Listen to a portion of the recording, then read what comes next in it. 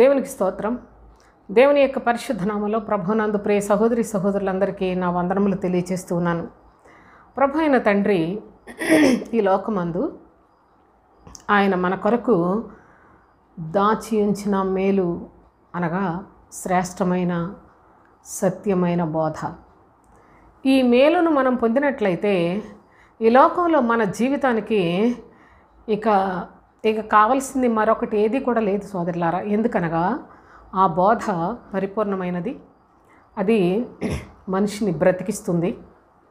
క్రీస్తు బోధ మనందరి ప్రాణములకు నిత్యము తోడై ఉండి నిత్య జీవం వరకు కూడా మనలను నడిపిస్తుంది. కనుక అలాంటి శ్రేష్టమైన సంగతులను ప్రభు మనకు బోధిస్తున్నందుకు ప్రభు యొక్క పరిశుద్ధ పాదములకు హృదయపూర్వకంగా నా వందనములు తెలియజేస్తున్నాను. అయితే యేసుక్రీస్తు ఆయన గొర్రెలకు మంచి కాపరి అని, ఆయనను వెంబడించే గొర్రెల కొరకు ప్రాణం పెడతాడని మనందరికీ తెలుసు. ఎందుకంటే మరి ఈనాడు ప్రభు యొక్క మాటలను దూషించేవాళ్ళు, ప్రభువును దూషించేవాళ్ళు కూడా ఈ గొర్రెలని చాలా అదేదో హీనంగా మనం ఉపయోగిస్తున్నాం అనుకుంటున్నారు. కానీ హీనమైన పదం కాదు అది. నిజముగా మన ప్రభువు మంచి కాపరి. ఆ కాపరి దగ్గర మనము కూడా గొర్రెలుగా బ్రతుకుట గొప్ప భాగ్యం. కనుక ఈ యొక్క వీడియోలో ఈ విషయం గురించి మనం కొన్ని చదువుకుందాం. యోహాను సువార్త 10వ అధ్యాయం 11వ వచనం నుంచి చదువుదాం. నేను గొర్రెలకు మంచి కాపరిని, మంచి కాపరి గొర్రెల కొరకు తన ప్రాణం పెట్టును. చూడండి, ప్రభు అంటున్నాడు, నేను గొర్రెలకు మంచి కాపరిని. మంచి కాపరి గొర్రెల కొరకు తన ప్రాణం పెట్టును. జీతగాడు గొర్రెల కాపరి కాడు గనుక గొర్రెలు తనవి కానందున తోడేలు వచ్చుడు చూచి గొర్రెలను విడిచిపెట్టి పారిపోవును. తోడేలు ఆ గొర్రెలను పట్టి చెదరగొట్టును. జీతగాడు జీతగాడే గనుక గొర్రెలను గూర్చి లక్ష్యము చేయక పారిపోవును. నేను గొర్రెల మంచి కాపరిని అని చెప్పాడు.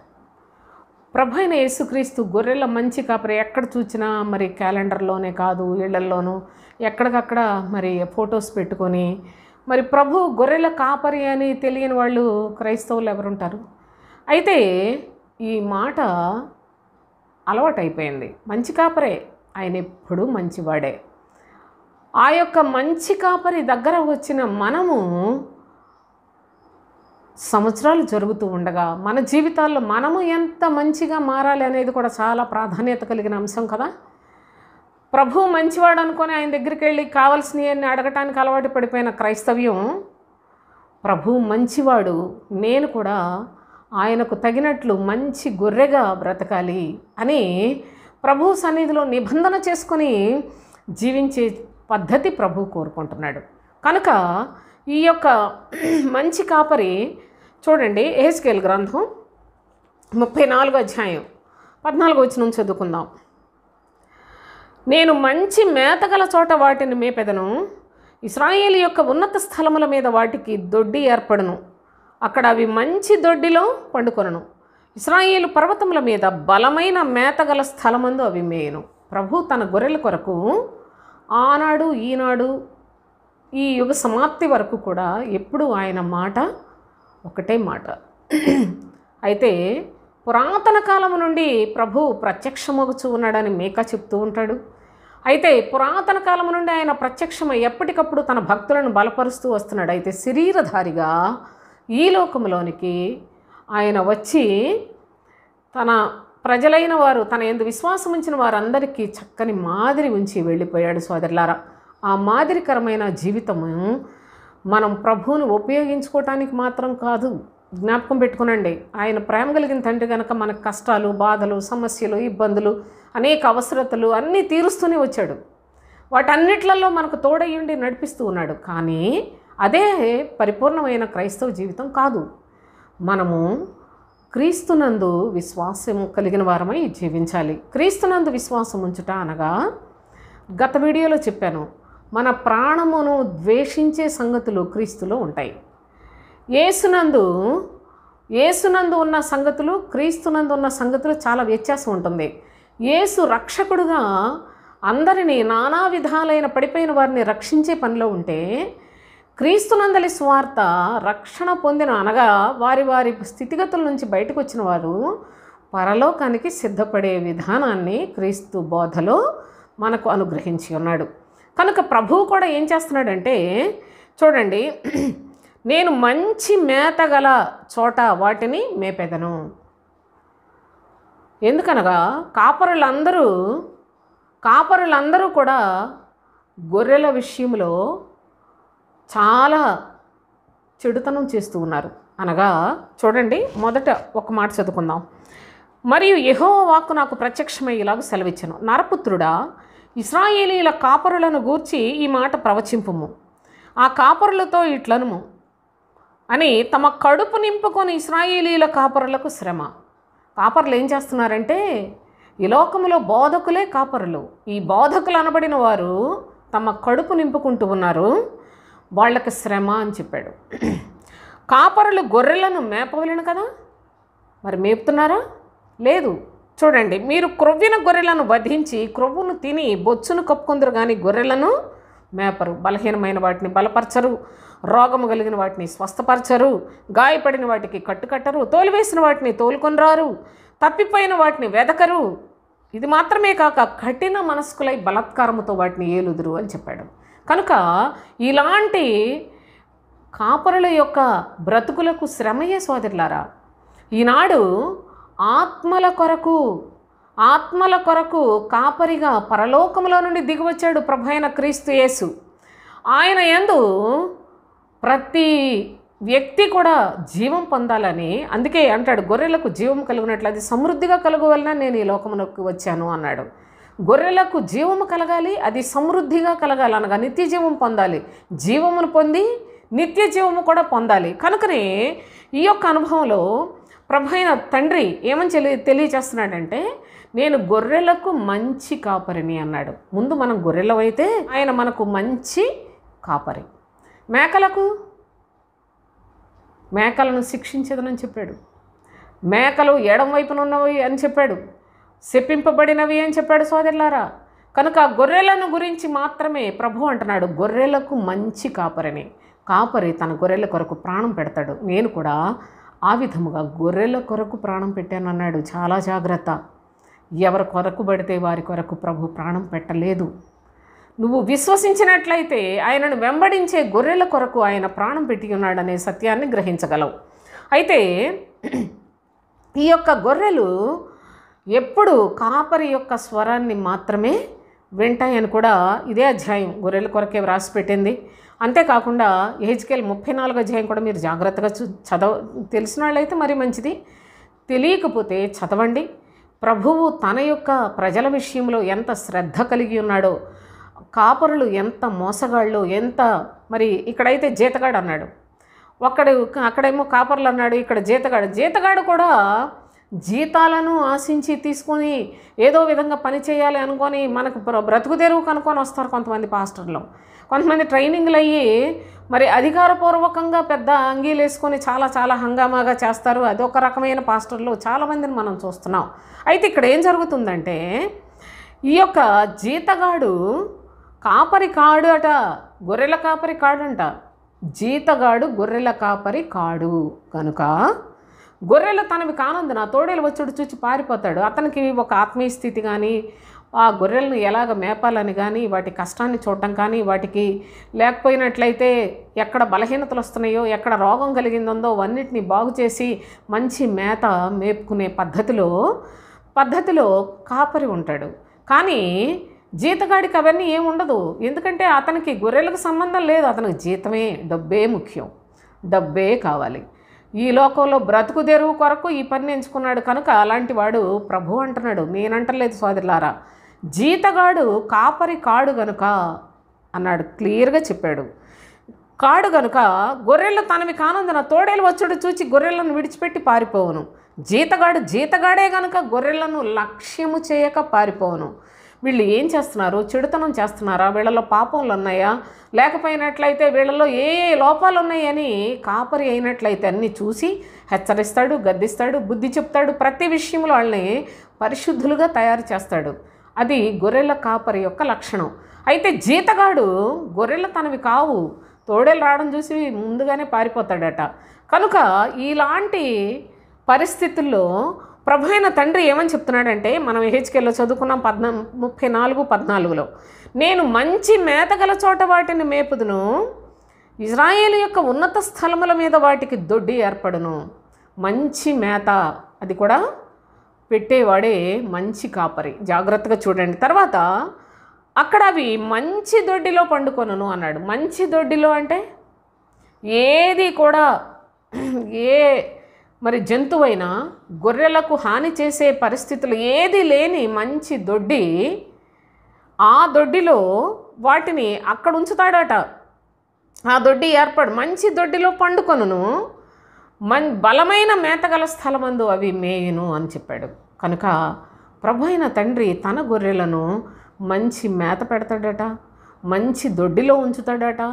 గొర్రెల దొడ్డి అనగా సంఘములు మంచి సంఘం వేరు, సంఘములు వేరు సోదరులారా. మంచి సంఘములో మంచి కాపరి మంచి మేతతో బలమైన ఆహారాన్ని పెట్టి పోషిస్తాడు అని చెప్తున్నాడు. మరి ఈ అనుభవం ఎందరి జీవితాల్లో మరి కలిగి ఉన్నారో నాకు తెలియదు, కానీ దేవుని యొక్క పరిశుద్ధ లేఖనాలలోనైతే ప్రభువు ఎటు చూసినా చెదిరిపోయిన గొర్రెలే, ఎక్కడ చూసినప్పటికీ కాపర్లు వారి యొక్క కడుపు నింపుకోవటానికి ప్రయాసపడువారే, ఎక్కడ చూసినా జీతగాళ్లే అని లేఖనాల్లో మనకు తెలియచేస్తూ ఉన్నాడంటే, ఈ ప్రస్తుత పరిస్థితులన్నీ మీరు కూడా ఆలోచన చేయండి. మూర్ఖంగా ఏదో ఒకటి మా పాస్టర్ గారు అనుకోకండి. దేవుని వాక్యం ఏం చెప్తుంది, పాస్టర్ గారు ఎలాగున్నాడు, నేను ఎలా బ్రతుకుతున్నాను, ఇవన్నీ కూడా మీరు పరీక్షించాలి.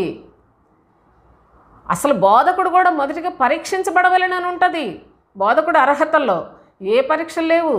అలాగా మరి ఒక చర్చి పెట్టేశాడంటే బోధకుడు అయిపోతున్నాడు, బైబిల్ పట్టుకొని ప్రార్థన చేస్తే బోధకులు అయిపోతున్నారు ఈ రోజుల్లో.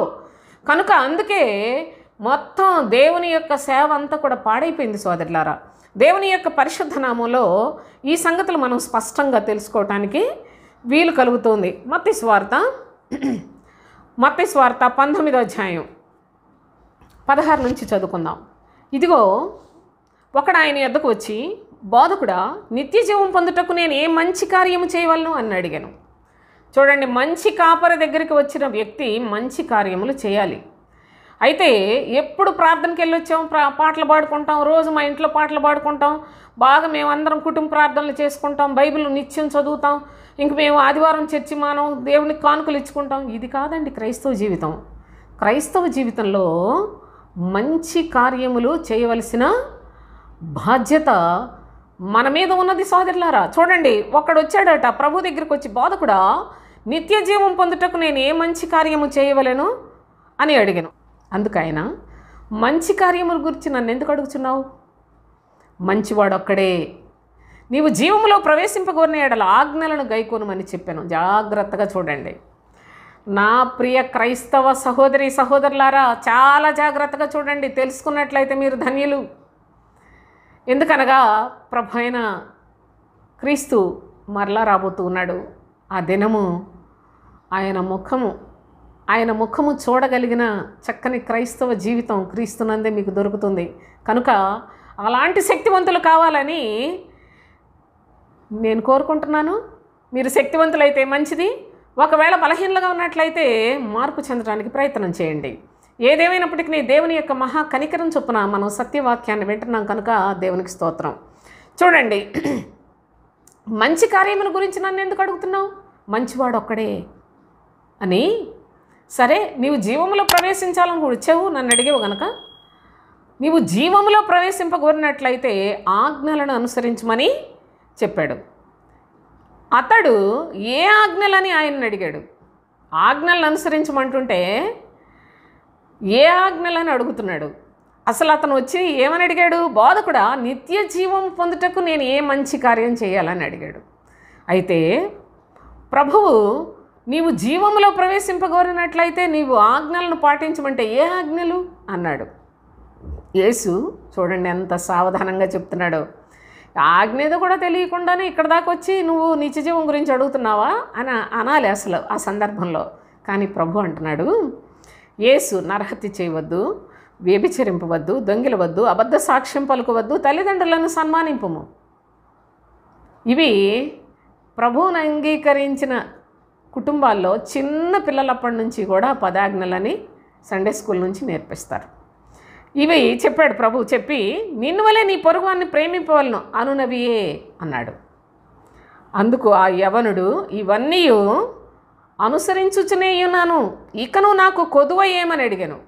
ఇవన్నీ నేను అనుసరిస్తున్నాను, నాకేంటి లోపం ఏంటి అని అడిగాడు. అందుకు యేసు, నీవు పరిపూర్ణుడు ఒకటకు కోరిన ఎడలా పోయి నీ ఆస్తిని అమ్మి బీదలకిమ్ము, నీ ఆస్తిని అమ్మి బీదలకిమ్ము, అప్పుడు పరలోకమందు నీకు ధనము కలుగును, నీవు వచ్చి నన్ను వెంబడించమని అతనితో చెప్పాను. ఎలా ఉంది ఇది? ఒక్కసారి మీరు కూడా ఆలోచన చేయండి. ఎలా ఉంది? సంతోషంగా ఉందా? లేకపోయినట్టయితే ఇదేట్రా బాబు, ఇలాంటి నేరకపోయి వచ్చాను, అనవసరంగా వచ్చాను ఈయన దగ్గరికి అనే మనసే వస్తుందా? లేకపోయినట్లయితే ప్రభువా ఎంత చక్కని సంగతి నాకు చెప్పేవయ్యా, నేను వెళ్ళి వెంటనే ఈ పని ప్రారంభిస్తాను అని అనుకుంటున్నారా? మీరేమనుకుంటున్నారో కానీ ఇక్కడ ఈ యవనుడైతే నేను బాల్యం నుండి ఈ ఆజ్ఞలన్నీ చేస్తున్నానని ఎంత చెప్పాడా? చెప్పిన తర్వాత ప్రభువు, సరే అయితే నీకు పరిపూర్ణుడుగా అవ్వాలని కోరుకుంటున్నావా? భక్తిలో చాలా స్టేజెస్ ఉన్నాయి సోదరులారా. మనం ప్రభువుని నమ్ముకుంటే పరలోకానికి వెళ్ళాం. ప్రభువుని నమ్ముకుని ఆయన చెప్పినట్లు అన్నీ చెయ్యాలి. ఆయన ఏమేం చెప్పాడో ఆజ్ఞలు చెప్పాడు మొదటిగా. ఆ తర్వాత అన్నాడు, ఆ తర్వాత నీవు పరిపూర్ణుడుగా అనుకుంటున్నావా? పరిపూర్ణుడు కావాలని కోరిక నీకు ఉన్నదా? అలాగైతే నీకు ఏదైతే ఉందో పోయి నీ ఆస్తి నమ్మి బీదలకు ఇచ్చి అని చెప్పాడు. నీ ఆస్తి నమ్మి బీదలకిమ్ము, అప్పుడు పరలోకమందు నీకు ధనము కలుగును, నీ వచ్చి నన్ను వెంబడించవచ్చు అన్నాడు. ప్రభువును వెంబడించటానికే అన్ని అర్హతలు కావాలి. ప్రభువు దగ్గరికి రావడానికి, నిత్య జీవం పొందడానికి ఎంత దూరం ఉందో ఒకసారి ఆలోచించండి. అసలు ప్రభు దగ్గరికి రావడానికే ఇవన్నీ చెయ్యాలట. ఆయనకి వెంబడించితే అంటే శిష్యుడు అవుతాడు. శిష్యుడు అయిన తర్వాత చాలా నేర్చుకుంటేనే కానీ నిత్య జీవం పొందలేడు. కానీ ప్రస్తుతం బోధకులు ఏం చెప్తున్నారు? ప్రభువుని నమ్ముకుంటే పరలోకానికి వెళ్ళిపోతారు. పళ్ళు రాలగొడతాడు ప్రభు వీళ్ళందరినీ మీరు చూద్దురుగానే. ఈ అబద్ధాలు చెప్పి దొంగ మాటలు చెప్పి ప్రజలను మోసం చేస్తున్న ఈ దుర్మార్గులైన వాళ్ళందరినీ ప్రభు ఏం చెయ్యబోతున్నాడో ఎవ్వరూ తప్పించుకోరు సోదరులారా. ఆయనకు మోమాటం లేదు. ఏ ఒక్కరిని కూడా విడిచిపెట్టాడు. ఏం చేస్తాడో సర్వలోకములోనే ఉన్న ప్రజలందరూ కూడా చూస్తారు. ఎందుకంటే న్యాయ సింహాసనాసీనుడైన రాజు, ఆయన న్యాయవంతుడు. ఏ చిన్నది కూడా విడిచిపెట్టాడు. జాగ్రత్తగా ఆలోచన చేయండి. అయితే నీవు పరిపూర్ణుడు ఒకటకు కోరిన ఎడలా వెళ్ళి నీ ఆస్తి నమ్మి బీదలకు ఇచ్చి అప్పుడు వచ్చి నన్ను వెంబడించు. నన్ను వెంబడిస్తే నిత్య జీవం ఎలా పొందుతావో అప్పుడు చెప్తాను అన్నాడు. ఇది చూడండి, అతను ఇష్టపడ్డా? అయితే ఆ యవనుడు మిగుల ఆస్తి గలవాడు. ఆ యవనుడు మిగుల ఆస్తి గలవాడట. కనుక ఆ మాట విని వ్యసనపడుచు వెళ్ళిపోయాను. బాబోయ్, ఇదేంటి ఇలాంటి మాట చెప్పావు? నాకు చాలా ఆస్తి ఉంది, నేను చక్కగా చిన్నప్పటి నుంచి భయభక్తులు కలిగి జీవిస్తున్నాను, నాకు నిత్య జీవం ఎంతో అయితే నువ్వు వెళ్ళిపోతావా అని మరి ప్రభు అంటాడు అనుకున్నాడేమో ఈ యవనస్తుడు. కానీ ప్రభు ఆయన సత్యాన్ని చెప్పాడు. ఆయన పరిపూర్ణతను గురించి చెప్పాడు. లోకములో జీవం పొందుట, ఆ జీవంలో నుండి నిత్య జీవానికి వెళ్ళుట అనేది ఎంత ప్రయాసతో కూడిందో కూడా ప్రభువు తెలియచేశాడు. ఇది ప్రజలకు ఇష్టం లేదు, బోధకులకు ఇష్టం లేదు. అందరూ తిరిగి ఆ రోజుల్లో ఆ యవనుడు వెళ్ళిపోవడం కాదు, ఈ రోజుల్లో ఏ ఒక్కరు కూడా దీనికి నిలబడరు సోదరులారా. అంత శరీరానికి ఎక్కడ లేని సుఖాలు భోగాలు రోజు రోజుకి చక్కగా లోకం బాగా నేర్పిస్తూ ఉంది. మొత్తం అంతా లోకంలో భోగాలు అనుభవించే పద్ధతులు నేర్పేవాళ్ళు కుప్పలుగా ఉన్నారు. కాబట్టి వాటన్నిటిలో ఎక్కడ మనం నష్టపోతామో, మనం కూడా బాగా గడించేసి సంపాదించి సుఖపడి భోగాలు అనుభవిద్దాం అనుకున్న యాతనే కానీ ప్రభు దగ్గరికి వెళ్ళి ఆ యవనస్తుడు నిత్య జీవానికి వెళ్ళటానికి ఏ మంచి కార్యం చేయాలని అడిగాడు. ప్రభు దగ్గర ఏ మంచి కార్యాన్ని నేను చెయ్యాలని ఈనాడు అడగాలని కూడా తెలియకుండా చేశారు మీ పాస్టర్లు. అసలు ఇది బైబిల్లో లేదా? మీ పరిశుద్ధ గ్రంథాల్లో మీరు తీసి జాగ్రత్తగా ఈ భాగాన్ని చూచి ఇందులో నీ బ్రతుకు ఎక్కడుందో ఆలోచన చేసుకో. నువ్వు ఎక్కడున్నావు? అసలు దేవుని దగ్గరికి మంచి కార్యం చేయాలని ఆశలతోటి వస్తున్నావా? మంచి కార్యము చేయాలనే ఆశతోటి వస్తున్నారా? ప్రభువుని నమ్ముకుంటే బాగుంటుంది, ప్రభువుని నమ్ముకుంటే కలిసి వస్తుంది, ప్రభువుని నమ్ముకుంటే బాధలు పోతాయి, ప్రభువుని నమ్ముకుంటే మనం ఏది కోరుకుంటే అవన్నీ వస్తాయి, లేకపోతే వదిలేద్దాం ఆయన్ని. కాబట్టి వదిలేసే పని రాకుండా మీరు ఏదనుకుంటే జరిగిపోద్దని చెప్పి మీకు ప్రార్థనలు చేసే మీ పిచ్చి పాస్టర్లు ఉన్నారు. కనుకనే ఈనాడు దేవుని యొక్క పని అని ఈ యొక్క ఆలోచన దయచేసి మీరు జాగ్రత్తగా చూడండి. ఈ యవనస్తుడు మిక్కిలి ఆస్తి కలిగిన వాడు కాబట్టి వెంటనే వ్యసనపడుచు వెళ్ళిపోయాడు. మంచి కార్యం చేయగలడా? ప్రభువు చెప్పిన ఒక మాటే చేయలేదు. ఆజ్ఞలు ఎప్పటి నుంచో ఉన్నాయి. ధర్మశాస్త్రంలో 10 ఆజ్ఞలు దేవుడు ఎప్పుడో మోషే ద్వారా ఏనాడో ఇచ్చాడు. ఇప్పుడు ఆజ్ఞలు చేయడం ఏంటి? వ్యభిచారం చేయకపోతే నీతిమంతుడివేం కాదు, దొంగతనం చేయకపోతే నీతిమంతుడవు కాదు, లేక నీ పొరుగు వంది ఏది ఆశించకపోతే నీతిమంతుడవు కాదు. నీతి సూర్యుడు, నీతిమంతుడు లోకంలోనికి వచ్చాడు. ఆయన చెప్పిన మాట ప్రకారముగా జీవిస్తేనే మనము నీతిమంతులము కాగలము సోదరులారా. కనుకనే ప్రభువు చెప్పిన మాట అతనికి నచ్చలేదు. అమ్మో, నేను ఇంత ఆస్తిపరుణ్ణి, నేను అదంతా అమ్మి బేదలకు ఇచ్చేసి రావడం ఇది సులభమా కష్టమా? చాలా చాలా చాలా కష్టం. కనుక నిత్య జీవానికి వెళ్ళటం మరీ కష్టం అనే సంగతిని తెలుసుకొని, ఒకవేళ మీకు నిత్య జీవానికి వెళ్ళాలంటే, మంచి కార్యం చెయ్యాలంటే ఇలాంటి పద్ధతిలో ప్రభువును వెంబడించండి. ఇలాంటి పద్ధతిని ఎంచుకోండి. లేకపోయినట్లయితే మనకు నిత్య జీవానికి వెళ్ళే ఛాన్స్ లేదు సోదరులారు, పరలోకానికి వెళ్ళం అసలు. కనుక ఈ విధంగా చెప్పినట్లు మనం చూస్తున్నాం. వ్యసనపడుచు తిరిగి వెళ్ళిపోయాడట. మంచి వాని దగ్గరికి వచ్చిన నీవు మంచి కార్యం చేయవా?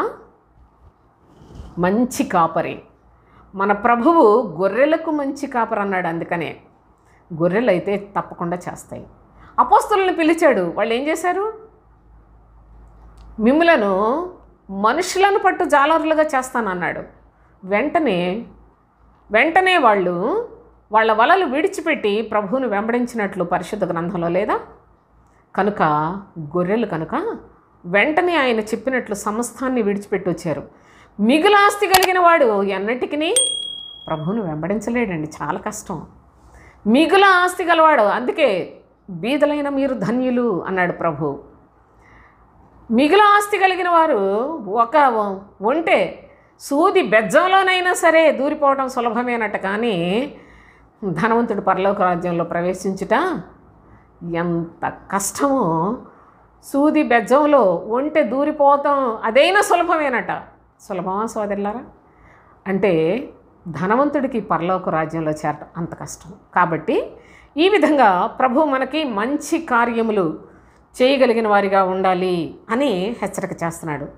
ఎందుకండి గుడ్ ఫ్రైడేకి వెళ్ళి రోజంతా చర్చిలో కూర్చొని ఉపవాసం ఉండి ఆ రోజు ఏదో 7 మాటలు గుర్తు చేసుకొని ఎందుకండి ప్రభువుని మనం ఇంకా ఇంకా ఇంకా సిలువ వేయడానికి బయలుదేరిన వాళ్ళలాగా యాతన పెట్టడం? మన బ్రతుకులు మారకుండా ఆయన్ని బాధించడానికి కదా. మన బ్రతుకులు మారకపోతే ఆ పరిశుద్ధాత్మని దుఃఖపెట్టడమే కదా సోదరులారా. దేవుని యొక్క లేఖనాలను జాగ్రత్తగా ఎక్కడో నేను చిన్నప్పుడు ఆర్సీఎం స్కూల్లోనే చదువుకున్నాను. అయితే ఆ స్కూల్లో ఏదో 40 స్థలాలని 40 దినాలు 12 స్థలాలని వాళ్ళు 40 రోజులు ఏవో చేసేవాళ్ళు. ఆచారాలన్నీ దాదాపు వాళ్ళే ప్రవేశపెట్టారు. ఈ ఆచారాలను పట్టుకొని ఆ మొక్క పట్టేసుకొని మొత్తం చర్చిలన్నీ మొదలుపెట్టారు. ఈ సంఘం వాళ్ళు అక్కడికి వెళ్ళిపోకుండా వాళ్ళు మరి ఎలాగోకలా జనాలను కాపాడుకోవటానికి ఇలాంటి పిచ్చి చేష్టలు చేస్తున్నారు సోదరులారా. భక్తి నేర్పడం మానేసి మనుషులు పెట్టిన పద్ధతులు భక్తి అని నేర్పించి సంఘాలని దిగమింగుతూ ఉన్నారు ఈ దుర్మార్గులైన అబద్ధ బోధకులు. కనుక దేవుని యొక్క పరిశుద్ధ లేఖనాల్లో దయచేసి ఈ యొక్క ఆచార సంబంధమైన భక్తిని చేయకండి. వారు పెదవులతో నన్ను ఆరాధిస్తున్నారు, వారి హృదయములు నాకు దూరంగా ఉన్నాయి అనిపించుకోవద్దు ప్రభు చేత. వారి యొక్క హృదయము నా వాక్యముతో నిండి ఉన్నది అని బళాని మెప్పు పొందేవారిలాగా ప్రభు యొక్క ఎన్నికలో మనం బ్రతకటానికి ఈ లేఖనాలు మరలా తండ్రి అయిన దేవుడే మన మధ్యలోనికి తీసుకొని వచ్చి మన బ్రతుకులు మార్చుకోమని, మన ప్రవర్తన మార్చుకోమని, మన హృదయములు శ్రేష్టమైన సత్యవాక్యముతో నింపుకోమని ఒక దినాన సాతానుతో పోరాడి నిత్యరాజ్యానికి ప్రవేశాన్ని సమృద్ధిగా పొందగలిగిన శక్తిని సంపాదించుకోమని ప్రభు అయిన తండ్రి మనల్ని హెచ్చరిస్తూ ఉన్నాడు. అయితే చూడండి, యాకోబు పత్రిక 3వ అధ్యాయం, యాకోబు పత్రిక 3వ అధ్యాయం 17వ వచనం చదువుకుందాం.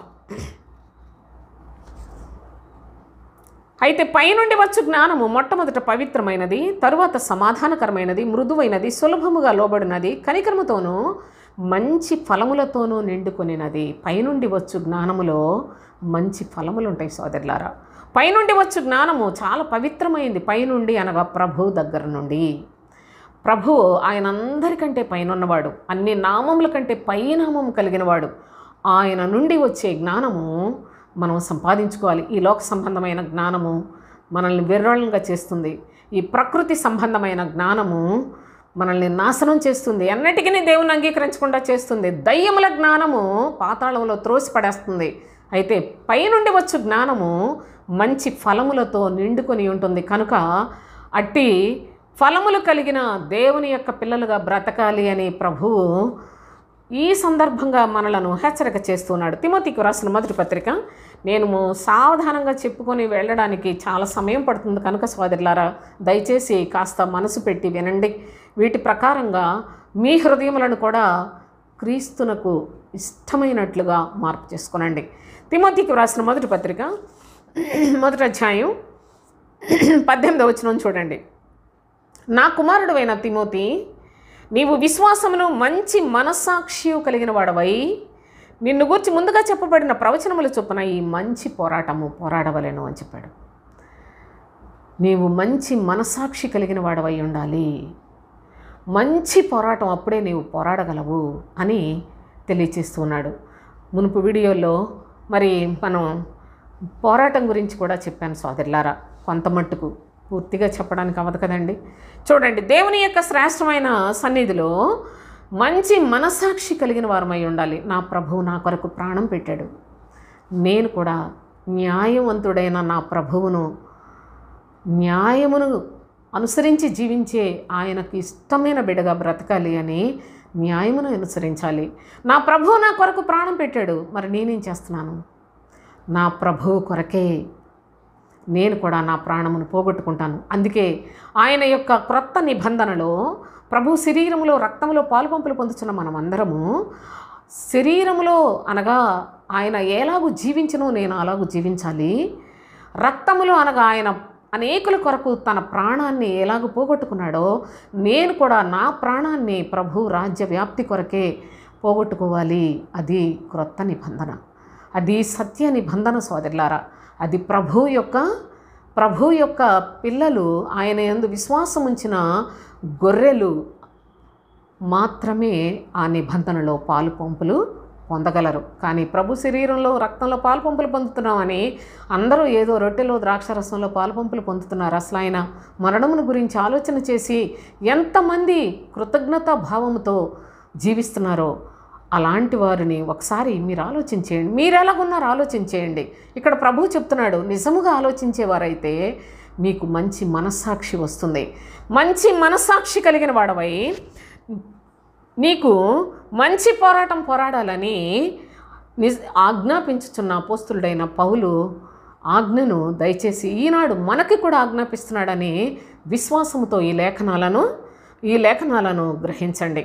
అయితే తిమోతికి వ్రాసిన 2వ పత్రిక 1వ అధ్యాయం 14వ వచనం చూడండి. నీకు అప్పగింపబడిన మంచి పదార్థమును మనలో నివసించి పరిశుద్ధాత్మ వలన కాపాడుము అన్నాడు. మనకు దేవుడు ఏ వాక్యం పడితే ఆ వాక్యం చెప్పలేదు. మీరు అలా ఉండండి ఎలా ఉండండి అని ఆయన నోటి మాటలు చెప్పలేదు. ఆయన పరలోకంలో నుండి దిగివచ్చి మనకు మాదిరి చూపించి నన్ను పోలి నడుచుకొనుడి అని చెప్పాడు.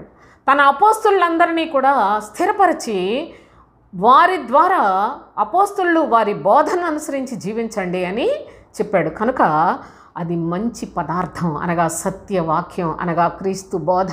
ఆ బోధన అనుసరించి మీరు పరిశుద్ధాత్మ మిమ్మల్ని కాపాడుతాడు. మీరు మంచి పదార్థము దేవుడు మీకు అనుగ్రహించి ఉన్నాడు కనుక ఆ పదార్థమును అనగా బోధన అనుసరించి జీవించమని హెచ్చరిక చేస్తూ ఉన్నాడు. నోటికొచ్చిన మాటలు చెప్పే పాస్టర్లు అన్నారు. ఇష్టం వచ్చినట్లుగా జీవించే క్రైస్తవులు ఉన్నారు. వారి యొక్క హృదయంలో పుట్టిన వాటినే జరగలేదని దేవుని విడిచిపెట్టిన క్రైస్తవులు ఉన్నారు. నామక దేవుని సన్నిధికి వెళ్ళి వచ్చే క్రైస్తవులు కోకొల్లలుగా ఉన్నారు. సోదరులారా, లోకమంతా కూడా క్రైస్తవ్యంలో ఎన్ని భయంకరమైన క్రియలు జరుగుతున్నాయో.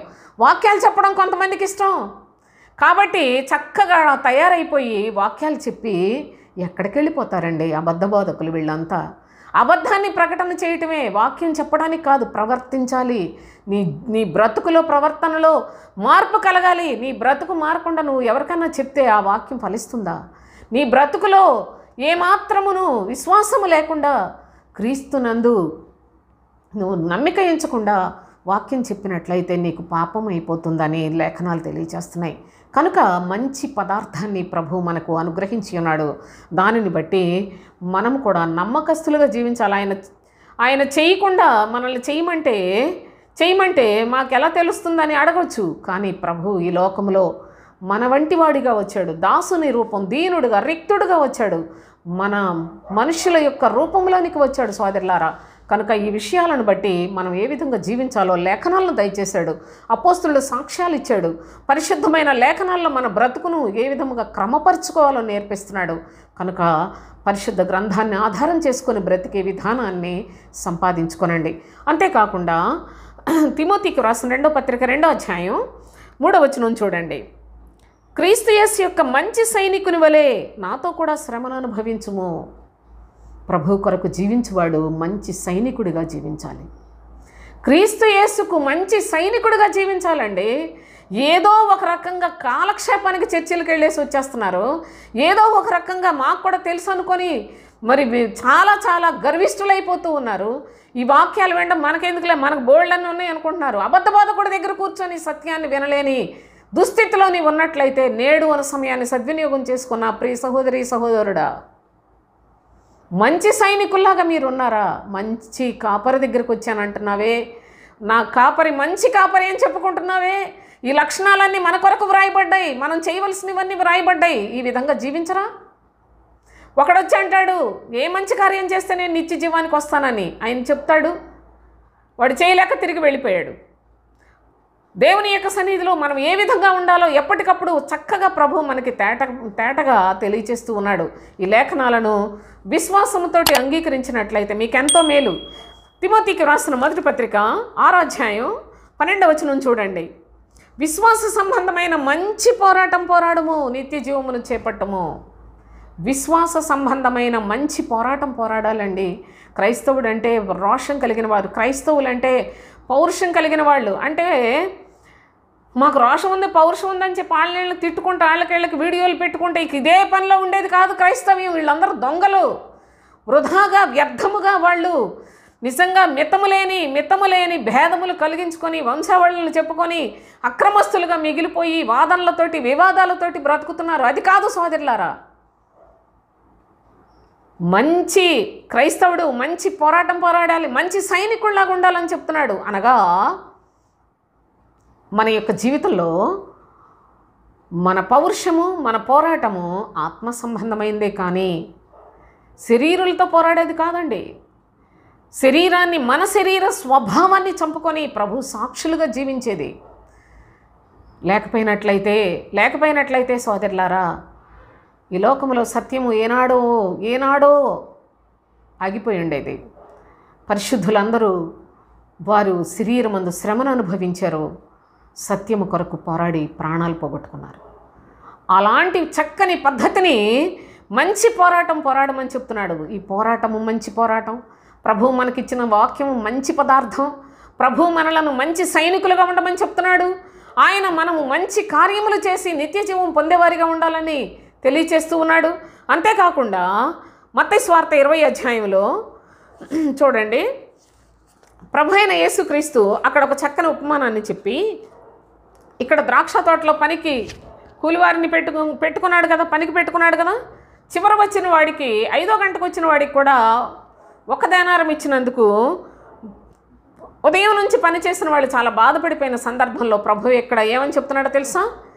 నేను నా సొమ్ము నా ఇష్టం వచ్చినట్లు చేసుకోవటానికి నాకు అధికారం లేదా? చూడండి, ఈ భాగాన్ని చదువుకుందాం. మత్తయి సువార్త 20వ అధ్యాయం 11 నుంచి చూడండి. వారు తీసుకుని చివరి వచ్చిన వీరు 1 గంట మాత్రమే పనిచేసిన పగలంతయు కష్టపడి ఎండబాధ సహించిన మాతో వారిని సమానము చేసితివే అని ఆ ఇంటి యజమానుని మీద సణుక్కొనిరి. అందుకు అతడు వారిలో ఒకరిని చూచి, స్నేహితుడా, నేను నీకు అన్యాయం చేయలేదే. నీవు నా యొద్ద 1 దేనారమునకు వడబడి పనిచేయడానికి ఇష్టపడవచ్చావు. నీ సొమ్ము నువ్వు తీసుకొని పొమ్ము. నీకు ఇచ్చినట్టే కడపట వచ్చిన వీనికిచ్చుట నాకు ఇష్టమైనది. నాకు ఇష్టం వచ్చినట్టు నా సొంత సొమ్ముతో చేయుట న్యాయం కాదా? నేను మంచివాడనైనందుకు నీకు కడుపు మంటగా ఉన్నదా అని చెప్పాను. నేను మంచివాడనైనందుకు నీకు కడుపు మంట? ప్రభు అయిన యేసుక్రీస్తు చేసే మంచి కార్యక్రమాలు అవి తట్టుకోలేక లోకం అంతటికీ ఇప్పుడు ఈనాడు మరీ బీభత్సమైపోయింది. అందరికీ కడుపు మంటే. క్రైస్తవ జీవితంలో ఉన్నామని చెప్పుకుంటున్న ప్రజలారా, మీరు కూడా ఒక బలహీనుడికి మేలు కలగటం చూసినప్పుడు వ్యసన పడిపోయి, లేకపోయినట్లయితే ఒక దిక్కుమాలిన వాడికి మేలు కలిగితే తట్టుకోలేకపోతున్నారు. లేకుంటే మీ పిల్లల కంటే ఒక పేదవాడికి వారి యొక్క కుటుంబంలో ఒక మేలు జరిగినట్లయితే సహించుకోలేకపోతున్నారు. అందుకే ప్రభు అంటున్నాడు, నేను మంచివాడనై వాళ్ళకు సహాయం చేశాను, నీకు బాధ ఏంటి? నీకు బాధ ఏంటి? నేను మంచివాడనైనందుకు నీకు కడుపు మంటగా ఉన్నది అంటున్నాడు. అలాంటి పరిస్థితుల్లో ఒకవేళ మన క్రైస్తవ జీవితం ఉన్నట్లయితే మన యొక్క మొదటి స్థితి కడపటికి వెళ్ళిపోతుంది. చాలా జాగ్రత్త. సపోజ్ నేనున్నాను అనుకోండి, నా జీవితంలో నేను ఏనాటి నుంచే ప్రభుపక్షంగా చాలా చాలా చాలా నమ్మకంగా జీవించాలనే ఆశయంతో, మరణం వరకు ఎలాగైనా సరే ప్రాణం పైన నమ్మకంగా జీవించాలనే ఆశయంతో బ్రతుకుతున్న దాన్ని. నిజముగా నా జీవితంలో చాలా శోధనలు, నాకు చాలా చాలా ఇబ్బందికరమైన పరిస్థితులు ఉన్నాయి. కానీ వాటిని యందు నేను ఆనందించడం నేర్చుకోవాలే కానీ, ఇదిగో వీళ్ళందరికీ నాతోటి ఉన్న వాళ్ళందరూ చాలా బాగున్నారు, నాకే ఈ కష్టాలు ఈ బాధలు అనుకున్నట్లయితే అది మనము ఒక విధంగా ప్రభు యొక్క మంచితనాన్ని చూచి వ్యసన పడుతున్నట్లే లెక్క. వాళ్ళకి మేలు చేయాలి. ప్రభువా, నా సహోదరులకు మేలు కలిగించాలి, నా సహోదరులకి మేలు జరగాలి, నాకు ఏ శ్రమైన తండ్రి తట్టుకునే శక్తిని నాకు ఇవ్వమని చెప్పి దేవుని వేడుకోవాలి. అది మంచితనం. అంతేగాని ప్రభు మంచితనాన్ని చూసి వ్యసన పడుట అనేది, నిన్న మొన్న ఏమీ లేదు ఇప్పుడు ఎంత బాగున్నారు అనుకోవటం చాలా చెడ్డ మనసు. అది వాళ్ళందరూ బాగానే ఉన్నారు, నాకే ఈ బాధలన్నీ అనుకోవటం అనేది, నీకేది న్యాయమో దేవుడు అది నీకు ఇస్తాడు. ఎవరికి ఏది న్యాయమో అది దేవుడు చేస్తాడు. ఆయన మంచివాడు కనుక మనం ప్రతి విషయంలో కూడా చాలా భయముతో వణుకుతో ఆయన సన్నిధికి మనల్ని రానిచ్చినందుకు కృతజ్ఞత కలిగి బ్రతకడానికి బదులు వాళ్ళకి అలాగుంది వీళ్ళకి అలా ఉంది నాకు అలా జరగలేదు అనుకోవటం అనేది చాలా దుర్నీతి. నీవే నష్టపోతావు. నీవు మొదటి నుంచి ప్రభువులో ఉన్నప్పటికీ కడపటి వాడివైపోతావు. చాలా జాగ్రత్త అని ప్రభు తన యొక్క ప్రేమ చేత మనకు హెచ్చరిక చేస్తూ ఉన్నాడు సోదరులారా. అయితే తిమోతికి రాసిన మొదటి పత్రికలో 3వ అధ్యాయంలో ప్రభు అయిన దేవుని యొక్క హెచ్చరికను మనం జ్ఞాపకం చేసుకుందాం. 13వ వచనం చూడండి. పరిచారకులయ్యుండి ఆ పనిని బాగుగా నెరవేర్చిన వారు మంచి పదవిని సంపాదించుకుని క్రీస్తు యేసునందలి విశ్వాసమందు బహుధైర్యము గలవారగుదురు. చూడండి ఏం చెప్తున్నాడు. పరిచారకులయ్యుండి ఆ పనిని బాగుగా నెరవేర్చిన వారు. ప్రభు యొక్క పని చేస్తున్నాం, ఈ పనిని బాగుగా నమ్మకముగా చేసినట్లయితే మంచి పదవి తండ్రి ఇస్తాడట.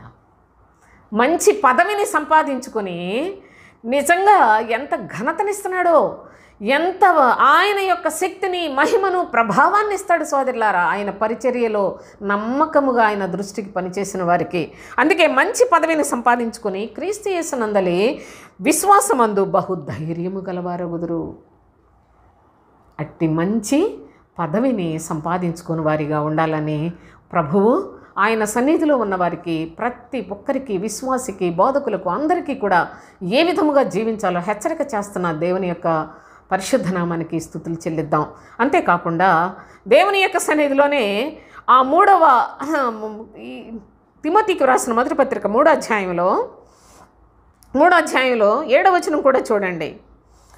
మరియు బోధ చేసేవాళ్ళ గురించి చెప్తున్నాడు. అతడు నిందపాలై అపవాది ఉరిలో పడిపోకుండానట్లు సంఘమునకు వెలుపటి వారి చేత మంచి సాక్ష్యం ఉండాలి. బోధలు చేయడం గొప్ప కాదు, లేకపోయినట్లయితే చర్చిలు కట్టించడం గొప్ప కాదు సోదరులారా. బోధలు చేసి ఏదో ప్రజలందరికీ ఏదో పెద్ద బోధకుడిని అనిపించుకొని విర్రవీగి గర్విష్ఠులుగా తిరగటం గొప్ప కాదు. కానీ మంచి సాక్ష్యం ఉందా? మంచి సాక్ష్యము పొందిన వారై ఉండాలి అని ప్రభు యొక్క కృపలో మనకు హెచ్చరిక చేస్తూ ఉన్నాడు. కనుక దేవుని యొక్క ఘనమైన సన్నిధిలో ప్రభైన క్రీస్తు యేసునందు విశ్వాసం ఉంచిన మన యొక్క జీవితాల్లో మంచి కాపరి గొర్రెలకు మాత్రమే. నిజముగా గొర్రెలు ఆయన వెంబడిస్తాయి, ఆయన స్వరమును మాత్రమే వింటాయి. ప్రభు యొక్క స్వరము మనకు ఈ విధమైన హెచ్చరికలు చేస్తూ ఉంది. మన యొక్క జీవితాల్లో మనము ఏ విధముగా మంచి కార్యములు చేయాలో, ఆత్మఫలములు కలిగిన మంచితనము అనేది ఆత్మఫలం అండి. ఆత్మఫలాల్లో కూడా చూసుకోండి మీరు ఉంటుంది. కనుక ఆత్మఫలములు కలిగిన వారిగా ఉండాలి. అంతేకాదు పైనుండి వచ్చు ఆ యొక్క జ్ఞానములో మన సంపాదన, నీ ఇష్టం, నువ్వు ఎంత సంపాదించుకున్నా ఆయన నిన్ను శక్తివంతురాలుగా ఆత్మ సంబంధమైన ధనముతోటి, మంచి సజ్జనుడు తన హృదయము మంచి విషయాలతో నింపుకుంటాడని చెప్తున్నాడు. మంచి ధననిధిగా తయారు చేసుకుంటావో మీరు మీ చేతుల్లో ఉందంటున్నాడు. మంచి మనస్సాక్షి కావాలని చెప్పాడు, మంచి పదార్థాన్ని ఇచ్చాడు, మంచి సైనికుల్లాగా ఉండాలని చెప్పాడు, మంచి పోరాటం పోరాడాలనేసి ప్రభు యొక్క లేఖనాల్లో తెలియచేస్తూ ఉన్నాడు. చివరిగా ఒక మాట చదువుకొని ముగించేస్తాను సోదరులారా. తిమోతికి రాసిన 2వ పత్రిక 4వ అధ్యాయం 7వ వచనంలో చూడండి. మంచి పోరాటం పోరాడితిని, నా పరుగు కడముట్టించితిని. అపోస్తుడైన పౌలు ఎలాంటి సాక్ష్యం ఇస్తున్నాడండి.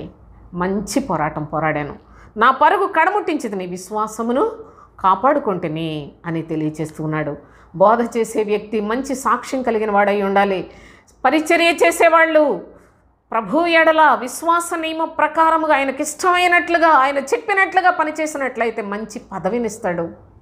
బహుధైర్యము కలిగి లోకములో క్రీస్తు పక్షముగా జీవించే శక్తినిస్తాడు. సోదరులారా, ఇంత గొప్ప భాగ్యాన్ని తండ్రి తన పిల్లలైన వారికి అనుగ్రహిస్తూ ఉంటే మీరందరూ మరి జాగ్రత్తగా వీటిని ఆలోచించి ఈ విధంగా మనం ఉన్నామా, మనం ఏ విధంగా నడుచుకుంటున్నామో పరీక్ష చేసుకునండి.